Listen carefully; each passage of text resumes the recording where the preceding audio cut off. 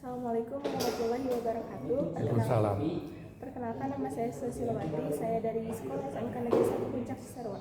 Saya kelas 10 Perhotelan 2 dan di sini saya sudah bersama narasumber saya yaitu dengan Pak Waluyo Susanto. Ya. Jadi Pak, di dalam sebuah negara pasti ada sejarah yang membuat negara itu berkembang atau menjadi lebih maju. Boleh ceritakan sejarah sedikit ya. Ya, Dari tentang negara tersebut, dulu negara tersebut dijajah sama Jepang. tentang tahun, tokoh, dan peristiwanya. Dijajah tahun 30-an lebih. Sudah sampai 45. Jepang kapan itu? Jepang apa? Nyerah. Jepang nyerah. Jadi semua negara yang dijajah dia mesti pulang ke Jepang. Udah diserahkan, jadi perang saudara. Perang komunis sama nasionalis. Perang saudara ada 7-8 tahun. Belakangan komunis menang. Lagi itu dulu komunis untuk tentara rakyat. Jadi rakyat dukung. Soal nasionalisme itu nasionalis itu pejabat tingginya malah korupsi. Jadi rakyatnya banyak susah. Jadi rakyat dukung tentara kerakyatan. Namanya Cheng Fang-Chim, itu tentara rakyat. Perang saudara akhirnya kalah, itu nasional kalah, dia kabur ke Taiwan. Waktu itu negara China tertutup, udah merdeka dia tertutup, jadi nggak mau hubungan luar lagi, nggak mau hubungan luar, jadi dia tertutup. Jadi kemajuan juga pelan, dia tertutup sih, jadi barang luar dia nggak mau masuk, dia nggak mau kasih masuk. Belakang ada Deng Xiaoping itu orangnya pernah lulus di Prancis, lulus di negara Prancis. Jadi dia orangnya lebih terbuka. Dari sono dia terbuka,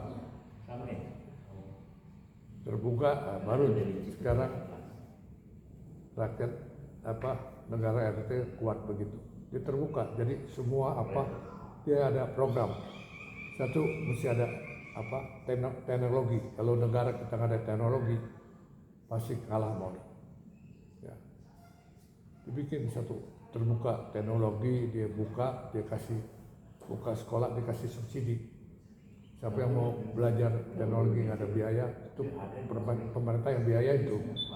Segala alat-alat semua di sekolah biaya nol, nggak ada bayar. Jadi makanya sekarang akhirnya maju pesat. Jadi Amerika sekarang udah kalah, hegemonia teknologi semua kalah. Kenapa? Amerika itu negara yang tukang adu domba, negara orang diadu-adu. Waktu itu dia perang Irak sama Kuwait, Amerika ikut campur di dalam itu. Jadi dia nggak perhatiin RT berkembang kayak apa. Dalam 30 tahun RT perkembangan kayak dari Amerika 200 tahun punya Amerika lebih cepat. Ya gitu.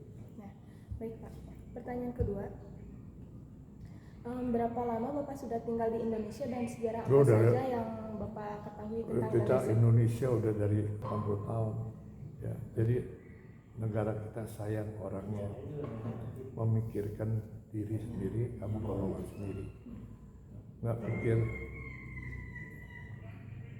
pikir rakyat. Sejarah apa saja yang Bapak ketahui tentang Indonesia? Indonesia sejarah ya itu aja, G30S itu. Jadi sampai 30S banyak korban. Yang kita tahu itu aja banyak korban. Menurut Bapak penjajah itu apa sih Pak? Jadi kuasa negara itu dijajah yuk, menurut apa dia mau. Kalau jajah tuh kayak kita negara Indonesia jajah orang, Jadi negara itu mesti nurut Indonesia punya mau. Indonesia mau, kalau kan di negara itu ditekan nggak bebas. Kalau penjajah itu nggak bebas. Bagaimana seorang penjajah itu melakukan penjajahan terhadap bangsa orang lain? Gimana? Bagaimana seorang penjajah itu melakukan penjajahan terhadap bangsa orang lain? Wah, itu kita nggak ngerti. Penjajah yang biasa ini kuasain orang punya negara, dia punya negara, mungkin dia punya negara kurang baik, dia jangan orang hasilnya orang jadi yang dijajah hasilnya diambil ke negara dia. Baik Pak. Ya? Sudah begitu saja pertanyaan dari Ya, saya. terima kasih Oke. Sudah mengambil waktunya Pak. Ya. Oke. Makasih. Yuk. Baik, setelah mewawancarai orang asing yang sebelumnya, dia sedikit mengetahui tentang sejarah Indonesia G30 SPKI. Dan saya di sini akan menjelaskan sedikit tentang sejarah itu. Jadi G30 SPKI, Gerakan 30 September Partai Komunis Indonesia adalah sebuah kudeta berdarah yang terjadi pada malam tanggal 30 September hingga 1 Oktober 1965. Gerakan ini bertujuan untuk menggulingkan pemerintah saat itu dengan menculik dan membunuh 6 jenderal TNI. Peristiwa ini kemudian dikaitkan dengan Partai Komunis Indonesia (PKI) yang dianggap sebagai dalang di balik gerakan tersebut.